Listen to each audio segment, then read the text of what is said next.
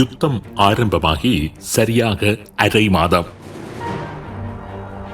யுத்தம் இன்னமும் 4-5 வாரங்கள் நடைபெறலாம் என்று யுத்தம் ஆரம்பமான தினத்தில் அமெரிக்க ஜனாதிபதி ட்ரம்ப் கூறியிருந்த காலக்கெடுவின் கிட்டத்தட்ட அரைவாசி காலம். இந்த அரை மாத கால யுத்தத்தில் வென்றது யார்? அமெரிக்காவா, ஈரானா? இதுவரை நடைபெற்ற யுத்தத்தில் வெற்றியின் பாதையில் பயணிப்பது யார்?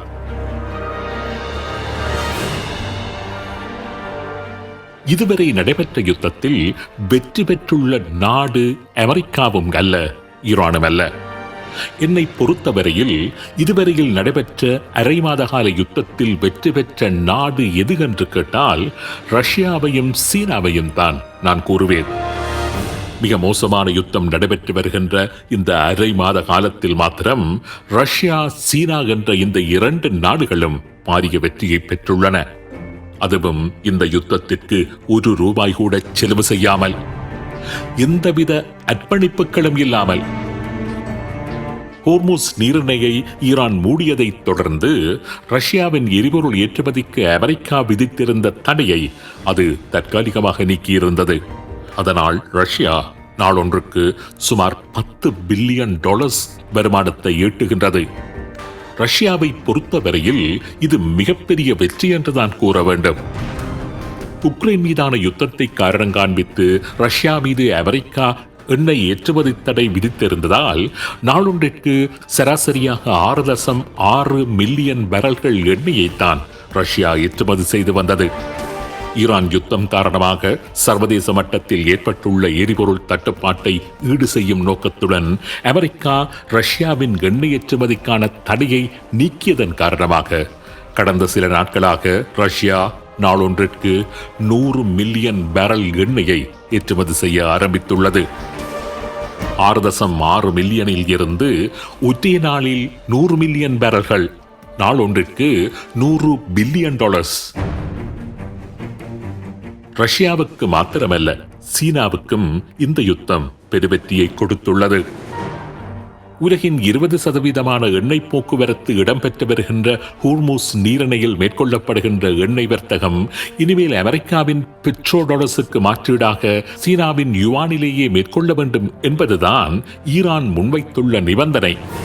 ஹோர்முஸ் நீரிணையை திறப்பதற்கான ஈரானின் முன் நிபந்தனை. இன்று அமெரிக்கா உலக வல்லரசாக திகழ்வதற்கு அதனது பெட்ரோடாலர் முறைமைதான் பிரதான காரணம்.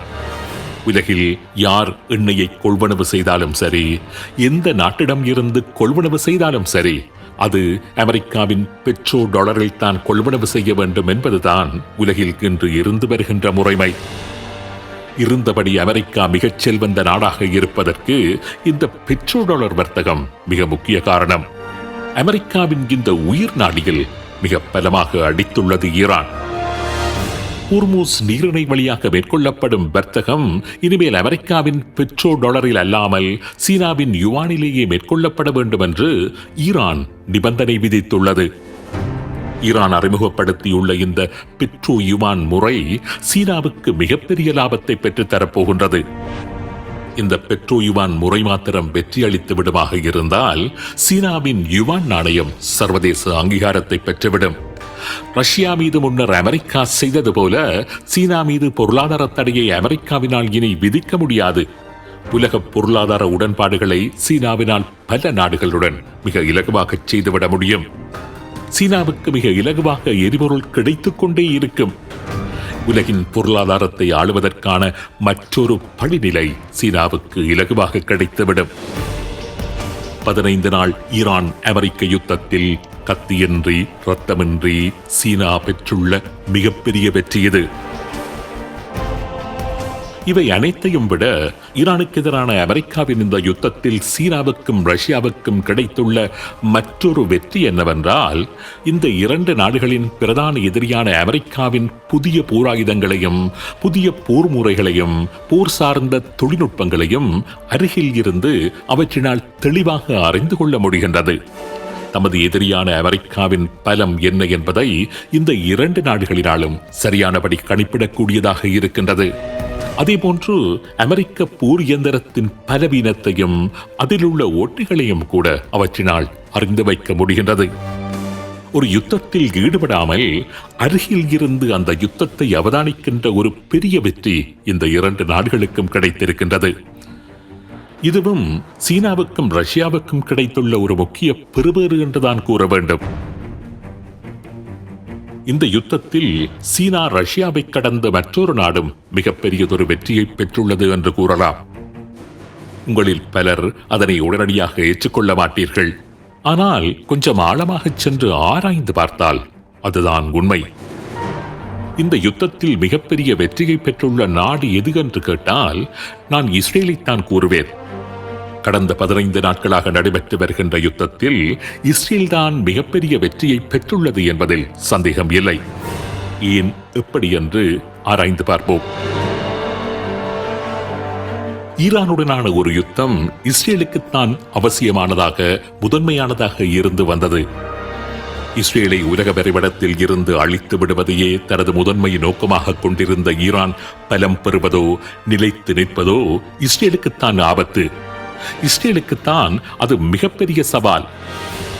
ஆக இழப்புகள் ஏற்பட்டாலும் சரி, ஒரு சில பின்னடைவுகள் வந்தாலும் சரி, ஈரானுடன் ஒரு யுத்தத்தை மேற்கொண்டு ஈரானின் பலத்தை குறைப்பது, ஈரானை எழுந்து நிற்க முடியாதபடி அடிப்பது என்பது கடந்த சில வருடங்களாக இஸ்ரேல் முன் இருந்து வந்த ஒரு கடமையாகவே காணப்பட்டது. ஈரான் மீதான இஸ்ரேலின் அந்த யுத்தத்தினுள் அமெரிக்காவை இழுத்து வந்து விட்டதில் இஸ்ரேல் பெற்றுள்ள வெற்றி இருக்கின்றதே, அதுதான் இந்த யுத்தத்தில் இஸ்ரேல் பெற்றுள்ள மிகப்பெரிய வெற்றி. இன்று உலகின் மிகப்பெரிய வல்லரசு ஈரானுக்கு எதிராக தனது முழு புஜபலத்தை பிரயோகித்து வருகின்றது. கடந்த 15 நாட்களில் ஈரானை கிட்டத்தட்ட அது அழித்து விட்டது. இஸ்ரேலை அச்சுறுத்திக் கொண்டிருந்த ஈரானின் நிலக்கீழ் ஏவுகணை நகரங்களில் பலவற்றை குண்டு வீசி மண்ணோடு மண்ணாக்கிவிட்டது. ஈரானுக்கு இன்று கடற்படை இல்லை, விமானப்படை இல்லை, முன்னர் போல ஏவுகணை பலமில்லை, ட்ரோன் பலமில்லை. அனைத்தையும் சிதைத்து விட்டது அமெரிக்கா. கடந்த 15 நாட்களில் ஈரான் 15 வருடங்கள் பின்னோக்கி சென்று விட்டது. ஈரானினால் அமெரிக்காவுக்கு பின்னடைவு இல்லையா என்றால் நிச்சயம் இருக்கின்றது. அமெரிக்காவுக்கு பல வழிகளில் ஈரான் சவாலாக இருந்து வருகின்றது என்பதெல்லாம் உண்மைதான். என்றும் இல்லாதவாறான அழுத்தத்தை ஈரான் அமெரிக்காவுக்கு கொடுத்து வருகின்றது என்பதும் உண்மைதான். அமெரிக்காவினுள் ட்ரம்ப் மிகப்பெரிய அரசியல் அழுத்தத்தை ஈரானின் காய் நகர்த்தல்களினால் எதிர்கொண்டு வருகின்றார் என்பதும் உண்மைதான். ஆனால் கொஞ்சம் உன்னிப்பாக பார்த்தோமேயானால் இந்த அழுத்தங்கள் அத்தனையும் அமெரிக்காவுக்குத்தானே தவிர இஸ்ரேலுக்கு கிடையாது. இஸ்ரேல் என்பது அது சுதந்திரமடைந்த நாள் முதலாக தொடர் யுத்தங்களை எதிர்கொண்டு வருகின்ற ஒரு நாடு. கடந்த 78 வருடங்களாக இஸ்ரேல் எதிர்கொண்ட அழிவுகள் போன்றோ உலகில் வேறு எந்த நாடுமே அழிவுகளை சந்தித்துக் கொண்டிருக்கவில்லை. இந்த 78 வருடங்களும் நாள் தவறாமல் ஏவுகணைகளை எதிர்பார்த்து வானத்தை பார்த்தபடி காலத்தை கடத்துகின்ற பக்குவத்தை பெற்றுள்ள ஒரு நாடுதான் இஸ்ரேல். எனவே ஏவுகணைகளோ அழிவுகளோ ட்ரோன்களோ இஸ்ரேலுக்கு புதிது அல்ல, இழப்புகளும் அதற்கு புதிதல்ல. ஆனால் வளைகுடாவில் இஸ்ரேலுக்கு நேரடியாகவும் ப்ராக்சிகள் என்ற துணை ராணுவ குழுக்களினூடாகவும் மிகப்பெரிய அச்சுறுத்தலாக இருந்து வந்த ஈரானை இந்த 15 நாட்களில் இஸ்ரேல் கிட்டத்தட்ட சிதைத்துவிட்டது. ஈரானை பல தசாப்தங்கள் பின்னோக்கி செல்லும்படி செய்துவிட்டது, அல்லது அப்படி செய்வதற்கு இஸ்ரேல் காரணமாக இருந்துள்ளது. அமெரிக்காவின் பாதுகாப்பு செயலாளர் பீட் ஹெக்ஸெக்கின் கூற்றின்படி நேற்று முன்தினம் வரை ஈரானின் 15,000 இலக்குகள் அமெரிக்காவினாலும் இஸ்ரேலினாலும் தாக்கப்பட்டுள்ளன. 15,000 இலக்குகள். அந்த 15,000 இலக்குகளும் ராணுவ இலக்குகள் என்றுதான் அமெரிக்கா கூறுகின்றது. ஆனால் ஈரானின் செம்பிறை அமைப்பின் கூற்றின்படி ஈரானின் சுமார் 43,000 சிவிலியன் கட்டுமானங்கள் அமெரிக்க இஸ்ரேல் குண்டுவீச்சுக்களினால் தாக்கி அளிக்கப்பட்டுள்ளன. ஈரானின் 56 கலாச்சார மையங்கள், ஆவண காப்பகங்கள், அருங்காட்சியகங்கள் சேதமாக்கப்பட்டுள்ளன.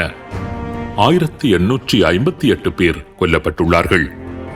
ஆக ஈரான் சிதைக்கப்பட்டு வருகின்றது, திட்டமிட்டு சிதைக்கப்பட்டு வருகின்றது. ஈரான் இஸ்ரேலை திருப்பி தாக்கலாம், வளைகுடா நாடுகளுக்கு பாரிய அழிவுகளை ஏற்படுத்தலாம். ஒரு முழு அளவிலான ஜிஹாத் புனித போரை நடாத்தி அமெரிக்காவை மத்திய கிழக்கில் இருந்தே முற்றாக விரட்டியும் அடிக்கலாம்.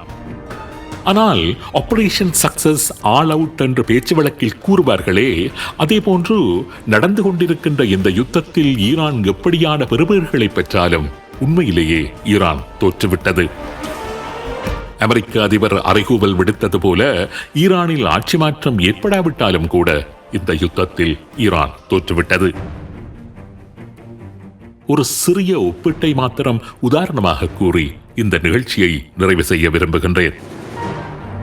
கடந்த வருடம் ஜூன் மாதம் நடைபெற்ற 12 நாள் யுத்தம்.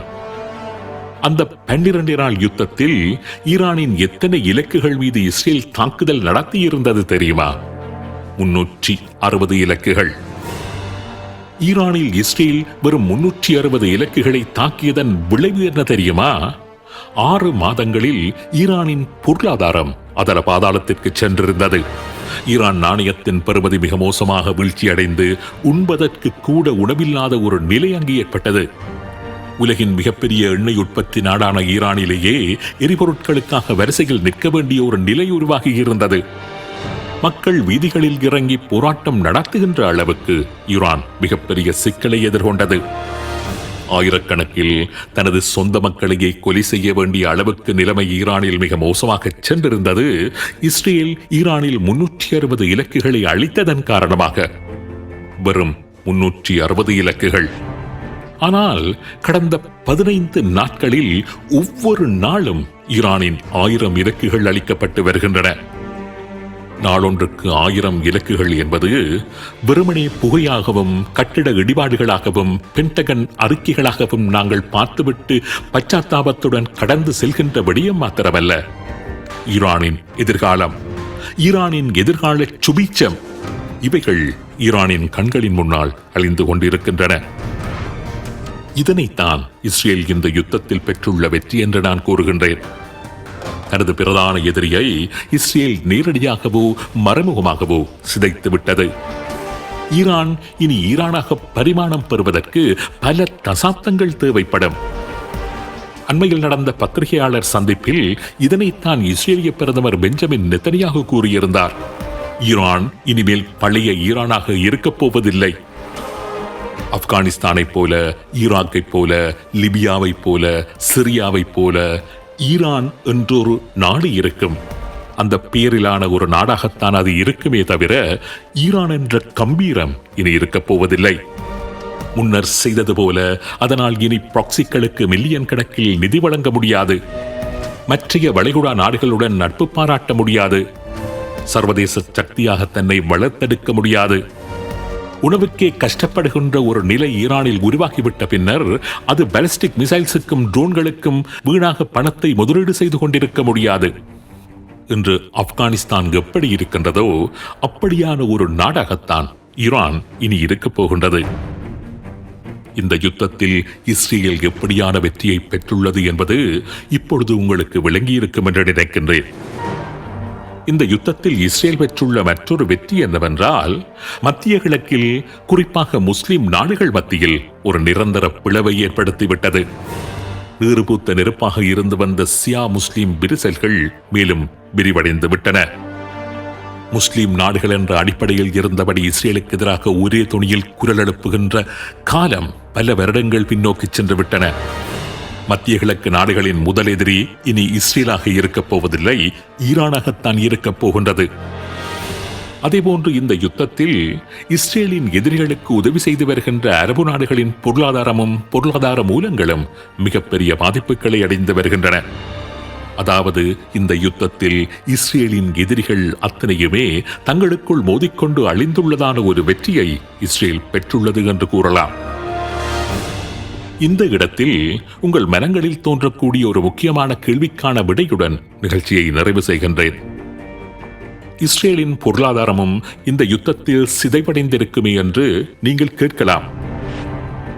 இஸ்ரேலின் உண்மையான பொருளாதாரம் இஸ்ரேல் என்ற நாட்டினுள் இருக்கின்றது என்பதை விட இஸ்ரேலின் உண்மையான பொருளாதாரம் இஸ்ரேலுக்கு வெளியேதான் இருக்கின்றது.